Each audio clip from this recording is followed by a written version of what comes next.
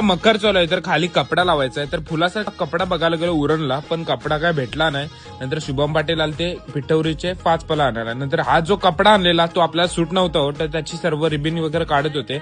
जेवून घेतला आणि संध्याकाळची आपल्या मोदक आणि फुग्यांची तयारी चालू होती. नंतर मी गेलो क्लासला होती टेस्ट आणि शेट बसलेले टपावर नाद करा पण आमचा कुठं मधून स्वीट घेतला आणि घरी आलो आपल्या ट्युशनच्या मित्रासोबत. आणि घरी सजावट चालू होती, खूप छान सजावट केलेली आपल्या मम्मी आणि मावशीनी. पिठवरी घेऊन आलो, मावशीने पूजा वगैरे केली, पाय वगैरे धुतले, का लावला, आरती ओवाळणी केली आणि पिठवरी आपली बसली मकरात. खूप छान दिसत होती आणि नैवेद्य चढवला आणि आरतीला सुरुवात केली.